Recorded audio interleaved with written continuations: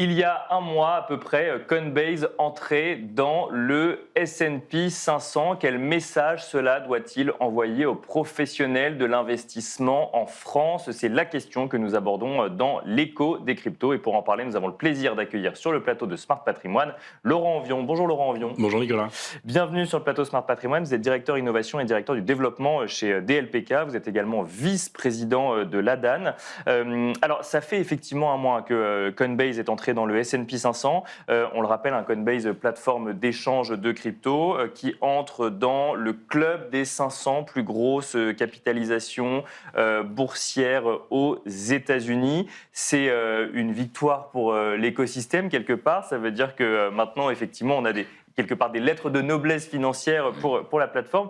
La question qu'on a envie de se poser, c'est qu'est-ce que ça envoie comme message vis-à-vis d'une profession française de conseiller en gestion de patrimoine dont certains pouvaient être un peu frileux, voire même encore aujourd'hui sur l'investissement en crypto-monnaie. Est-ce que ça doit changer la manière d'approcher le sujet, Laurent Envion? Alors, ça valide beaucoup de choses, parler de victoire, je ne sais pas, mais en tout cas, symboliquement, c'est effectivement très important parce que après les fameux ETF américains, après les réserves stratégiques des États-Unis, après, pardon, les entrées en bourse, parce qu'on parle de Coinbase, mais il y a eu d'autres entrées en bourse assez remarquables. Effectivement, on a un acteur de la crypto qui pèse en bourse de manière assez considérable. Et on sait que la bourse américaine, elle s'appuie quand même sur des fondamentaux qui sont plus facilement lisibles et compréhensibles pour des acteurs de la gestion de patrimoine. Des fondamentaux actuels et des prévisions futures aussi. Exactement. C'est là où effectivement c'est intéressant de regarder, de regarder le cas Coinbase. C'est là où c'est très intéressant. Alors, beaucoup font le parallèle avec l'introduction de Google début des années 2000, où tout le monde disait que c'était, que la valorisation était délirante, que ça n'irait pas plus haut, que c'était une catastrophe, etc., etc. J'ai regardé, le cours a fait x200 depuis, fois 160 depuis pour Google. D'accord. Pourquoi? Parce que en fait, les analystes ne regardaient pas Google de la bonne manière. Ils le regardaient comme un média un peu ancien, avec des coûts de production, des coûts de travaux qui étaient très importants. Or, Google, c'était complètement différent. Coinbase, c'est un petit peu la même chose. Vous avez dit que c'est effectivement, certes, à l'origine un exchange qui permet d'acheter et vendre des crypto-monnaies, mais c'est beaucoup, beaucoup plus que ça. C'est aussi toute une suite logicielle à destination de professionnels, notamment des grandes institutions financières. On sait que BlackRock utilise Coinbase pour la plupart des custodies de ces ETF, notamment sur Bitcoin. Coinbase, ce sont aussi des wallets qui sont mis à disposition, c'est de la protection, c'est de la marque blanche, ce sont énormément de services autour des actifs numériques. Et nous, chez DLPK et particulièrement chez Norcia, ce qu'on explique au CGP depuis pratiquement 5 ans maintenant, c'est qu'il y a plusieurs façons d'appréhender le sujet de la crypto. Certes, vous avez Bitcoin et les autres crypto-actifs sur lesquels vous pouvez faire un investissement en direct. Mais on a le discours aussi que c'est l'émergence d'un nouveau secteur d'activité. Et Coinbase est le fer de lance de ce nouveau secteur d'activité. Donc ce que vous dites, c'est vous pouvez aussi proposer ou investir sur le secteur via en fait des sociétés cotées sur les marchés traditionnels comme des exchanges type Coinbase. Exactement. C'est-à-dire que vous pouvez investir dans Coinbase, dans Circle, dans MicroStrategy, qui est une approche un petit peu différente avec ce qu'on appelle les Bitcoin Treasury Company. On en a une en France qui s'appelle le Blockchain Group également, qui a des performances boursières qui sont assez remarquables depuis le début de l'année, puisque là encore, on est sur des multiples de x15 ou x20. Et puis, vous avez tout un tas d'OPCVM sectoriels chez Tobam, chez BNY, chez Melanion, chez Financière d'Abevel, qui sont référencés dans nos contrats d'assurance vie et nos PER, et qui permettent de s'exposer. Alors, c'est de l'exposition, certes, très indirecte, mais en tout cas de bénéficier de l'essor et de la montée en puissance d'un nouveau secteur d'activité. Le fait que Coinbase soit dans le S&P 500, S&P 500 c'est quand même l'indice de référence quand on veut prendre le pouls de l'économie, enfin des marchés financiers américains et donc quelque part aussi de la réaction des marchés au contexte économique. On est plus dans l'ordre du symbole ou ça montre quand même que les crypto-monnaies deviennent un secteur qui prenne de plus en plus de place selon vous aujourd'hui aux États-Unis. On parle des États-Unis, l'Europe c'est peut-être un autre sujet. Alors le symbole il est intéressant parce que ça marque une étape. Mais je ne voudrais pas qu'on utilise la notion de symbole en disant c'est quelque chose d'un petit peu isolé.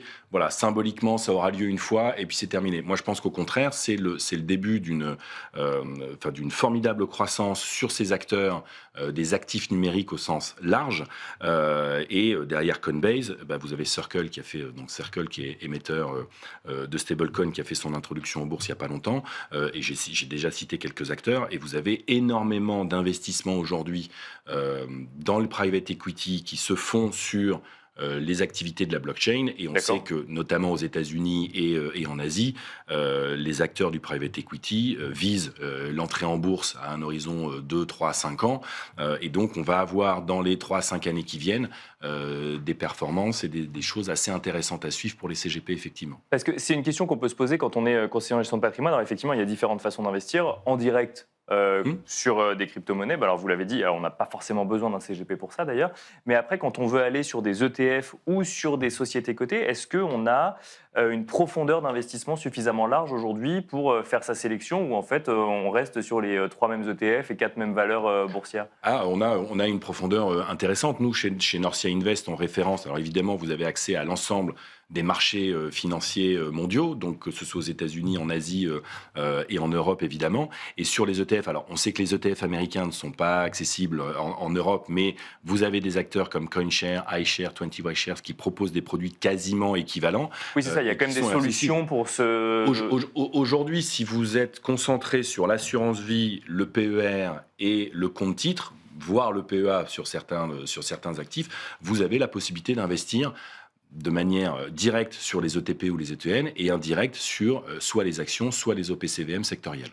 Et alors, du coup, je reviens sur ma question, est-ce qu'il y a une profondeur d'investissement suffisamment large ou est-ce qu'on reste sur les 3-4 grandes valeurs qu'on a citées ou il y en a d'autres aussi Les OPCVM que je cite, c'est le principe d'une OPCVM, c'est-à-dire qu'une OPCVM dans laquelle il n'y aurait que 3 actions ne serait pas très validée. Donc il y a effectivement des dizaines, voire des centaines de supports et d'actions et de cibles qui peuvent être identifiés par les CGP ou par les gérants des fonds, parce qu'on sait que les CGP font aussi beaucoup appel à des gérants de fonds au PCVM, parce qu'ils n'ont pas forcément cette connaissance et cette maîtrise précise d'un secteur d'activité. Alors, Laurent Ovion, ça n'est pas un secret, vous êtes convaincu plutôt par les sujets crypto et Bitcoin, vous êtes vice-président de l'ADAN. Est-ce que vous constatez avec les années que les CGP avec qui vous échangez, eux aussi commencent à faire le pas progressivement vers la compréhension de Bitcoin comme un actif comme un autre d'investissement, ou ça reste un actif de diversification, voire un actif qu'on regarde avec un peu de méfiance aujourd'hui? Alors, c'est un peu des trois. C'est-à-dire qu'il y a un intérêt progressif, très progressif, c'est-à-dire que ça, petit à petit, on sent de plus en plus de CGP qui s'intéressent au sujet, mais ça reste de l'intérêt.